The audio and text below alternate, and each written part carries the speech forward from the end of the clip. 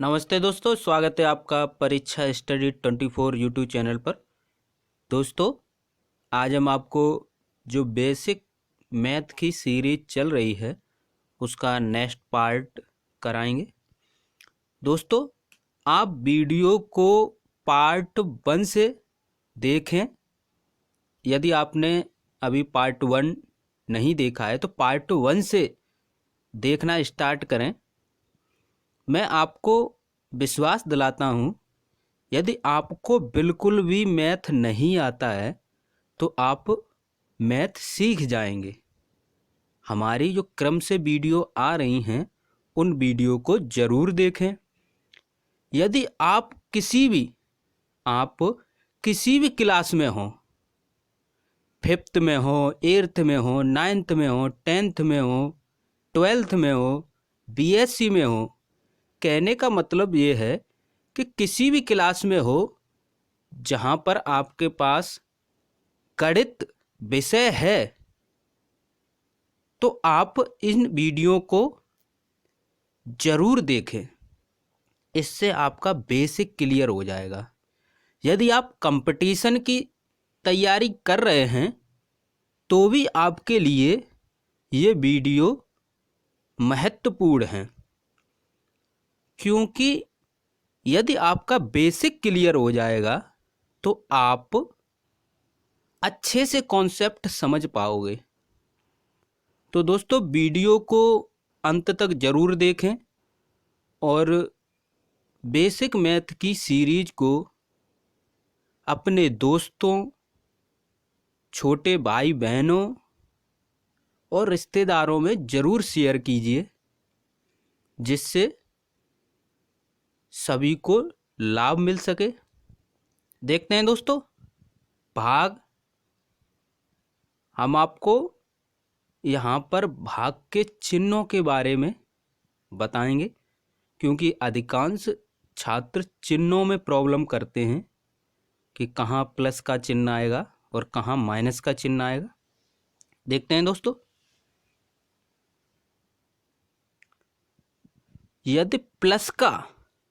यदि प्लस में प्लस का भाग लगाएंगे, अगर कहीं पर हम आपको संख्या से समझाते हैं, अगर कहीं पर लिखा है 10 और ये डिवाइड का चिन्ह 2, तो इसका मतलब ये है, इसको हम इस फॉर्म में भी लिख सकते हैं, इस रूप में भी लिख सकते हैं, यानी 10/2, यानी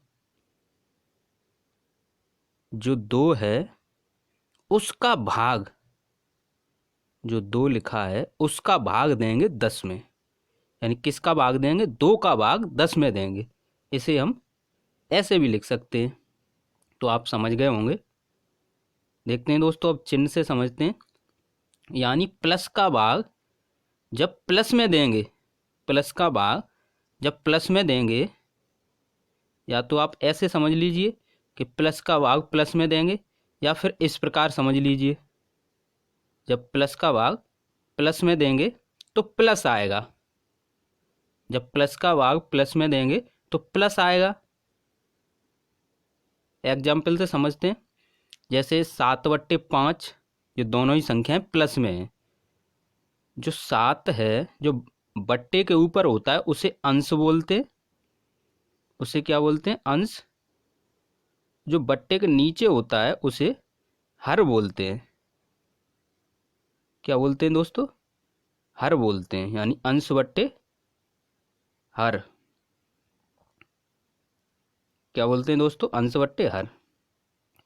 तो देखते हैं दोस्तों, यहाँ 7 भी प्लस की है, यानी अंश भी प्लस, और बट्टे हर में भी संख्या जो है वो भी प्लस की है। तो यहाँ पर हमने बताया था, जब दोनों ही प्लस में हों, अंश बट्टे हर, यानी प्लस का भाग प्लस में देंगे तो प्लस ही आएगा। तो यहाँ पर जो संख्या क्या है? प्लस की है। नेक्स्ट देखते हैं दोस्तों, जब माइनस का भाग माइनस में देंगे, कहने का मतलब ये है, जब अंश में भी माइनस हो और हर में भी माइनस हो, जब माइनस का भाग माइनस में देंगे तो प्लस आएगा। इस प्रकार माइनस का जब अंश में भी माइनस हो और हर में भी माइनस हो तो क्या आएगा? प्लस आएगा। कह सकते हैं जब प्लस का भाग प्लस में देंगे तब प्लस आएगा और माइनस का भाग माइनस में देंगे तब भी प्लस आएगा। देखते हैं दोस्तों, -13/-9, तो ये -13/-9 है। तो हमने बताया जब दोनों ही संख्याएं यानी अंश में जो संख्या है और हर में संख्या है दोनों ही संख्याएं अगर माइनस की हैं तो क्या चिन्ह आएगा, प्लस आएगा। तो यहाँ पर क्या आया, 13/9 प्लस में है। नेक्स्ट देखते हैं, जब माइनस का भाग प्लस में देंगे, जब माइनस का भाग प्लस में देंगे तो क्या आएगा, माइनस आएगा। यहाँ पर देखते हैं दोस्तों, यहाँ पर प्लस का चिन्ह है। या फिर प्लस का भाग माइनस में देंगे, या प्लस का भाग माइनस में देंगे तब भी माइनस आएगा। देखते हैं दोस्तों, यहाँ पर ये माइनस का भाग प्लस में यानी अंश में प्लस और हर में माइनस है, यानी माइनस का भाग प्लस में दे रहे हैं तो क्या आ रहा है, माइनस आ रहा है। तो यहाँ पर प्लस का भाग जब माइनस में देंगे तब भी माइनस आएगा। एग्जाम्पल से समझते हैं, 9/-7 तो क्या आया, माइनस आया, -9/7। यहाँ समझते हैं, माइनस के 11/3 तो क्या आया, माइनस आया। यहाँ पर ये समझ लीजिए कि यदि प्लस का भाग प्लस में दें या माइनस का भाग माइनस में दें तो प्लस आएगा, या माइनस का भाग प्लस में दें या प्लस का भाग माइनस में दें तो माइनस आएगा। तो आप समझ गए होंगे। देखते हैं, नेक्स्ट देखते हैं दोस्तों। पहले एक पॉइंट और समझ लेते हैं जो हमारे अभी दिमाग में आया है कि कहीं पर आपको जैसे 8 लिखा है, यदि कहीं 8 लिखा है और कहीं 08 लिखा है तो दोनों का मतलब एक ही है। हम कह सकते हैं किसी संख्या के आगे कितने भी 0 बढ़ा दें, जैसे एक और बढ़ा दिया तो भी 8 ही रहेगा। किसी भी संख्या के आगे कितने भी 0 बढ़ा दें तो उसके जो मान है उस पर कोई प्रभाव नहीं पड़ता, तो इसका मतलब भी 8 ही है। लेकिन किसी संख्या के पीछे अगर 0 बढ़ाएंगे, जैसे 8 है, अगर हमने पीछे एक 0 बढ़ा दिया तो कितने हो गए, ये 80 हो गए। एक और 0 बढ़ा दिया तो 8 से हो गए। तो कहने का मतलब ये है, अगर किसी भी संख्या के पीछे 0 लगाए जाएं तो कोई प्रभाव नहीं पड़ता है, अगर आगे 0 लगाएंगे तो उस संख्या का मान बदल जाएगा। तो ये आप ध्यान रखना। देखते हैं दोस्तों, कहीं पर ये पॉइंट नोट कर लेना दोनों। नेक्स्ट देखते हैं दोस्तों, शून्य के जोड़ घटाव गुणा भाग के नियम, यानी शून्य का जोड़ घटाव गुणा भाग का नियम। देखते हैं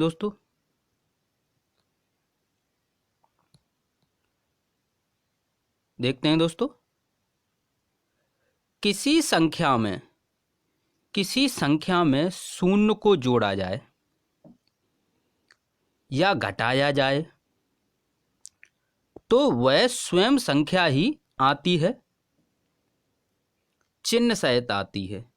यानी जिस चिन्ह की वो संख्या है वही चिन्ह की वही संख्या रहेगी, चाहे हम 0 को जोड़ें या 0 को घटाएं। जिस संख्या में 0 जोड़ेंगे या जिस संख्या से 0 घटाएंगे तो हमें जो संख्या है वही प्राप्त होगी, यानी चिन्ह सहित। एग्जाम्पल से समझते हैं, जैसे -8 + 0, यानी -8 एक संख्या है, उसमें +0 हम जोड़ रहे हैं, शून्य जोड़ रहे हैं, तो हमें क्या प्राप्त होगा, -8। हमने आपको बताया कि जो संख्या है वही प्राप्त होती है। यहाँ पर देखते हैं, 0 में 3 ऐड कर रहे हैं तो क्या प्राप्त होगा, 3 ही प्राप्त होगा। नेक्स्ट देखते हैं दोस्तों, 7 में से 0 घटा रहे हैं, 7 में से 0 घटा रहे हैं तो हमें 7 ही प्राप्त होगा। कि जो संख्या है वही प्राप्त होगी। और शून्य में से जब 2 घटा रहे हैं तो हमें वही संख्या चिन्ह से है, तो चिन्ह यहाँ क्या है, -2 हैं, तो हमें क्या प्राप्त हुई, -2। देखते हैं, शून्य में किसी संख्या को जोड़ा या घटाया जाए, शून्य में किसी संख्या को जोड़ा या घटाया जाए तो वह स्वयं संख्या आती है, अर्थात उस संख्या का कोई प्रभाव नहीं पड़ता, उस संख्या पर कोई प्रभाव नहीं पड़ता। नेक्स्ट देखते हैं दोस्तों, किसी संख्या में शून्य का गुणा किया जाए तो गुणनफल शून्य आता है। कहने का मतलब ये है, किसी संख्या में शून्य का गुणा किया जाए या शून्य में किसी संख्या का गुणा किया जाए तो जो गुणनफल है वो शून्य ही प्राप्त होगा। देखते हैं दोस्तों, 6 में जब शून्य का गुणा किया तब भी शून्य, -2 में जब शून्य का गुणा किया तब भी शून्य, और शून्य में 3 का गुणा किया तब भी शून्य, और शून्य में -4 का गुणा किया तब भी शून्य। आप लोग इन वीडियो को देखकर नोट्स बनाते रहें। शायद आपको लग रहा हो ये कोई काम की चीज़ नहीं है, जब आप पेपर देंगे तो आपको लगेगा कि हाँ ये काम की चीज़ है। यदि आप बिल्डिंग डायरेक्ट बनाओगे बिना नींव के तो एक ना एक दिन बिल्डिंग गिर जाएगी, तो इसलिए अपने बेस को मजबूत करके चलें। देखते हैं दोस्तों, नेक्स्ट, शून्य में किसी संख्या शून्य को छोड़कर शून्य में किसी संख्या का भाग देने पर भागफल शून्य प्राप्त होता है। ये ध्यान रखना है कि शून्य में किसी संख्या का भाग देंगे तो शून्य प्राप्त होगा, लेकिन शून्य में शून्य का भाग छोड़कर, ये नियम केवल शून्य में शून्य का भाग छोड़कर, कहने का मतलब ये है कि शून्य में शून्य का भाग देंगे तो हम आगे आपको बताएंगे क्या प्राप्त होगा। देखते हैं दोस्तों, जब शून्य में 2 का भाग दिया तब भी शून्य, शून्य में 48 का भाग दिया तब भी शून्य, शून्य में 100 का भाग दिया तब भी शून्य। यहाँ पर ध्यान रखना, कहीं विशेषकर छात्र इसमें गलती जरूर करते हैं, वो क्या करेंगे 0 से 0 काट देंगे, पर ऐसा नहीं होगा। ध्यान रखना, शून्य में किसी संख्या का भाग देंगे तो शून्य आएगा। ऐसे ही शून्य में 370 का भाग दिया तब भी शून्य। नेक्स्ट देखते हैं, शून्य में शून्य का भाग, शून्य में शून्य का भाग या शून्य का शून्य में भाग देने पर भागफल अनिर्धारित